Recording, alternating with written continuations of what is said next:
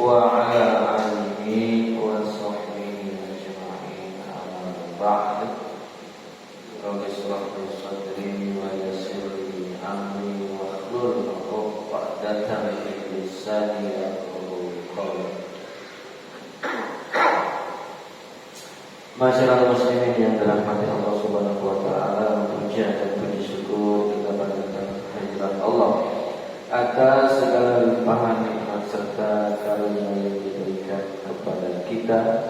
Salawat serta salam semoga tercurah kepada junjungan kita baginda Nabi Muhammad sallallahu alaihi wasallam. Baik, kita review ya, kita mengulang kembali pembacaan makna dari surat Al-Imran. Ayat, kalau review berarti mengulang yang sempat kemarin dibacakan, tapi sepertinya terlalu ringkas.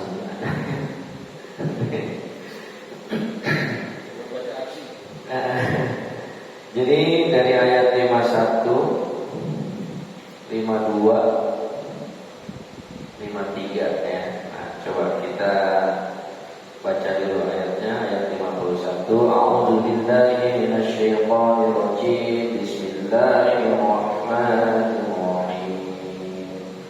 Oh 50 ya. 50, 51, 52. Ya. Wa musaddiqan lima baina yadayya minat tawrati wa uhilla lakum ba'dalladzi hurima 'alaikum wa ji'tukum bi ayatin min rabbikum fattaqullaha wa ati'un innallaha rabbi wa rabbukum fa'buduh hadza siratun mustaqim. Falamma ahassa 'Isa minhumul kufra qala man ansari ila Allah qala al-hawariyuna nahnu ansarullah amanna billah washhad bi anna muslimun. Sadaqallahu alazim. Wa musaddiqan lima baina yadayya, dan yang membenarkan. Musaddiq, sidik artinya benar. Musaddiq berarti yang membenarkan. Lima baina yadayya, bagi apa yang sebelum aku. Ini maksudnya sebelum Nabi Isa, Allah juga mengutus Nabi dan Rasul beserta kitabnya. Sebelum Allah mengutus Nabi Isa, Allah mengutus siapa di antaranya? Nabi Daud dengan Zaburnya dan Nabi Musa dengan Tauratnya. Nah, Allah mengutus kembali Nabi Isa dengan kitab Injilnya, yang mana kitab Injil tersebut membenarkan kitab-kitab yang sebelumnya diturunkan kepada nabi-nabi yang sebelumnya, seperti Nabi Daud dengan Zaburnya dan Nabi Nabi Musa dengan Tauratnya. Demikian juga nanti setelah ini sama peristiwanya. Ini sebenarnya memang adalah peristiwa yang berulang-ulang. Setiap Allah mengutus Nabi dan Rasul ya dengan kitab sucinya, membawa risalah, itu dalam kurun waktu sekian ratus tahun akan terjadi penyimpangan. Maka Allah utuslah Rasul yang berikutnya. Minat Taurati, di sini diantaranya daripada yaitu Taurat. Walikuhilla, dan untuk menghalalkan lakum bagi kalian ba'dalladzi hurima 'alaikum, sebagian yang telah diharamkan atas kalian.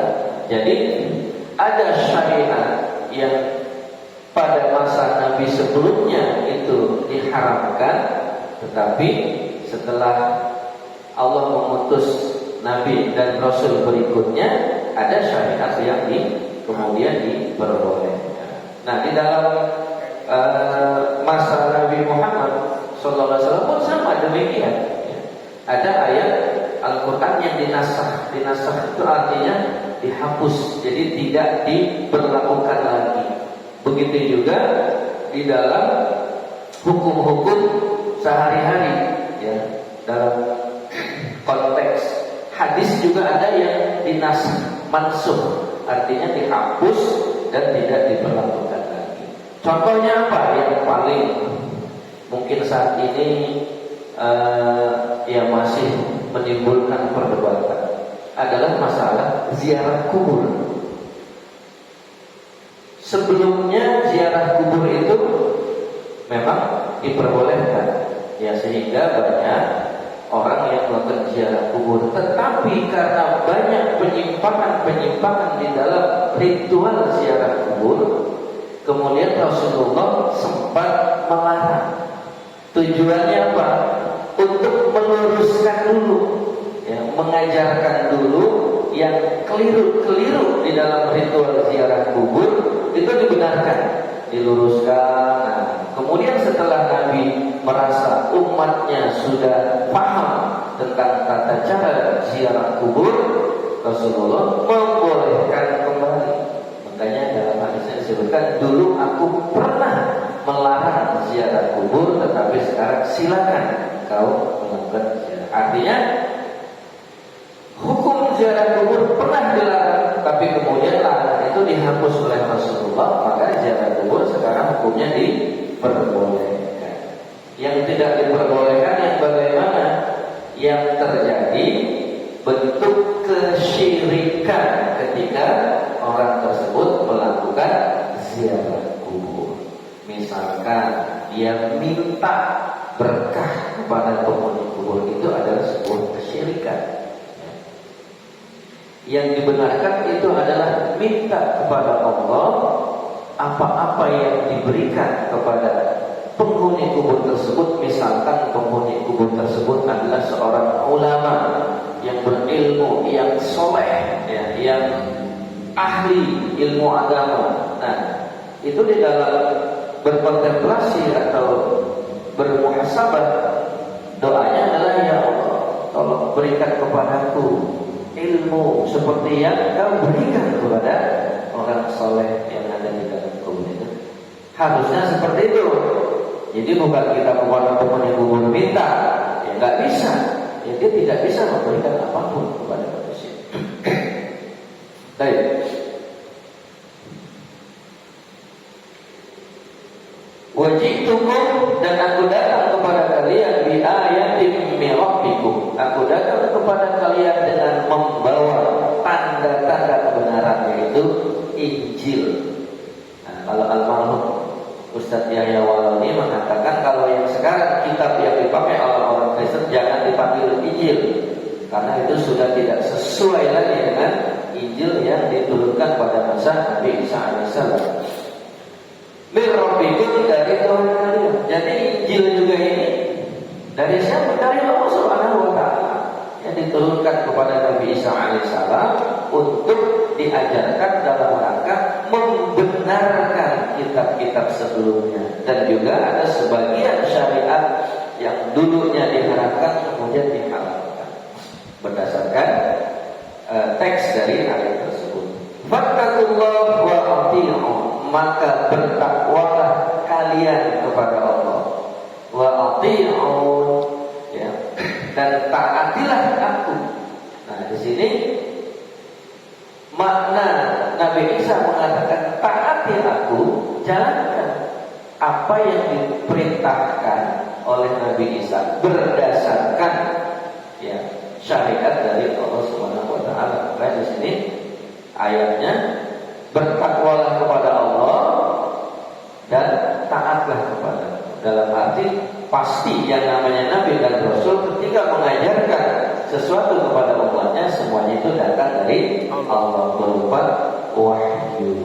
Nah, di sini yang perlu kita garis bawahi, Nabi Isa ini berkata kepada kaumnya, fattaqullah, maka taatlah kalian kepada Allah. Berarti yang Tuhan siapa? Allah, bukan Nabi Isa. Baik. Kita lanjut, mudah-mudahan keburu ya. Innallaha rabbi wa rabbukum fa'buduh. Nah ini lebih tegas lagi. Innallaha, ini kalimat qasam, sumpah. Sesungguhnya Allah. Ini yang berkata siapa? Nabi Isa. Nabi Isa. Innallaha, sesungguhnya Allah Rabbi adalah Tuhanku. Ya. Bukan Robbi Anak Pak Ciwan.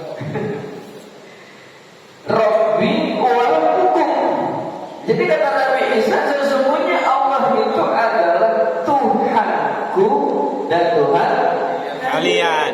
Jadi status Nabi Isa sama. Adalah manusia, ya, ciptaan Allah. Cuma bedanya Nabi Isa diutus, ditunjuk, diberikan mandat oleh Allah untuk menjadi Nabi dan Rasul, membawakan risalah.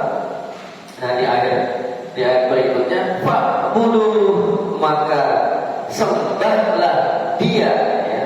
Fa'buduhu, ya ini domir kepada Allah Subhanahu wa Ta'ala. Jadi yang disuruh sembah Nabi Isa adalah Allah. Kecuali Allah bisa mengatakan fa'budi, atau sembahlah aku. Di sini jelas Nabi Isa mengatakan fa'buduh, sembahlah Allah Subhanahu wa Ta'ala. Hadza siratul mustaqim, inilah jalan yang lurus, ya. Makanya di Al-Fatihah kan kita selalu membaca ihdinas siratal mustaqim. Tunjuklah itu fi'il, ya, perintah. Tapi dalam konteks kita kepada Allah bukan memerintahkan, tetapi meminta, memohon, ya. Ihdina, tunjukkanlah kami, wahai Allah, siratal mustaqim, jalan yang lurus. Falamma ahassa Isa minhumul kufr, maka tatkala Isa merasakan dari mereka keingkaran, qala, Nabi Isa berkata, man ansari ilallah, siapakah yang akan menjadi penolongku untuk Allah. Nah, jadi ketika sebagian besar umatnya melihat itu mengingkari, ya, tidak mau beriman kepada Nabi Isa alaihissalam untuk menjalankan syariat Allah, ini Nabi Isa udah, ya, artinya kalau kayak kita mungkin mulai galau, ya. Ini siapa yang nanti akan menjadi pengikutku? Dan makna menolongku kepada Allah maksudnya adalah menegakkan syariat Allah. Itu yang disebut sebagai penolong Allah. Makanya ada orang salah pengertian, front pembela Islam. Islam mau dibela, katanya. Bukan. Yang dibela adalah ajaran Islamnya, itu ajaran Allahnya. Ketika ada orang yang melakukan penyimpangan, kemungkaran terhadap ajaran-ajaran Islam, maka ada orang yang mencoba untuk meluruskan, menegakkan dan membenarkan. Itu yang dimaksud sebagai pembela agama. Ya, di sini membela Allah mau dibela. Makna membela Allah adalah orang yang mau menegakkan ajaran Allah. Itu disebut sebagai pembela Allah. Nah, jadi Nabi Isa bertanya, siapa yang akan menjadi pembela untuk Allah? Nah, di antara umatnya Nabi Isa pada saat itu sebagian besar ada yang kufur, tapi juga sebagian ada yang tetap beriman, yaitu yang disebut hawariyin, para pengikut Nabi Isa. Maka berkata, qala al-hawariyuna nahnu ansarullah, berkata para hawariyun, para pengikut setia Nabi Isa, kamilah yang menjadi penolong agama Allah, kata mereka. Nah, senang Nabi Isa, berarti masih ada pengikutnya yang setia untuk membela agama Allah. Amanna billah, kami telah beriman kepada Allah. Washhad bi anna muslimun, dan saksikanlah bahwa sesungguhnya kami adalah orang-orang yang berserah diri. Nah, konteks muslimun di sini adalah berserah diri, karena Islam itu sendiri berasal dari kata salama yusalimu, islaman, orangnya adalah muslim, ya, jamaknya muslimun. Jadi di sini Pengikutnya Nabi Isa mengatakan, menyatakan ya, bahwa sesungguhnya kami adalah orang-orang yang berserah diri, orang-orang yang mengikuti ajaran yang disampaikan oleh Nabi Isa. Nah, di dalam kelanjutannya makna orang yang berserah diri, orang yang muslim, itulah dijadikan sebagai label atau nama agama yang dibawakan oleh Nabi Muhammad Sallallahu Alaihi Wasallam.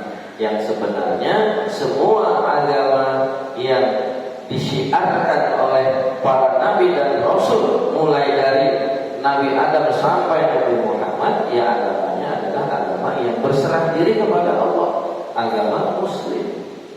Muslimun, orang yang berserah diri, orangnya ya, yang mengikuti agama yang dibawakan, dirisalahkan oleh para nabi Allah, yang disebut sebagai Muslim, jamaknya Muslimun. Makanya untuk mempertegas bahwa orang yang mengikuti syariat yang diturunkan oleh Allah kepada para nabinya disebut sebagai orang yang berserah diri, sebagai orang Muslim, sekaligus dinamakan namanya adalah agamanya bernama agama Islam. Al-yawma akmaltu lakum dinakum wa atmamtu alaikum nikmati wa raditu lakumul Islam madinah. Nah, ini makna penegasan bahwa Nabi Isa adalah Nabi bukan Tuhan, itu juga banyak diulang di beberapa ayat. Ya, misalkan di Al-Maidah ayat 72 itu kan, bahkan jelas sekali di situ dikatakan kafarul ladzina qalu Isa bin Masih Maryam, apa ya? Pokoknya di situ maknanya telah kafirlah orang yang berkata bahwa huwallahu Masihun Maryam, bahwa Allah itu adalah Isa bin Maryam.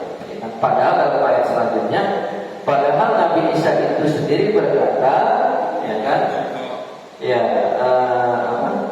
sembahlah Allah Tuhanku dan Tuhan kalian. Nah, sama seperti ayat ini. Dari surat As-Saff juga di sini ditegaskan, ya, ketika Nabi Isa bertanya kepada pengikut setianya, Hawariyun, para Hawariyinnya itu juga menjawab, nahnu ansarullah. Ya, mudah-mudahan ini bermanfaat. Kira-kira jelas ya? Tuhan itu Allah. Alhamdulillah, sudah jelas ya.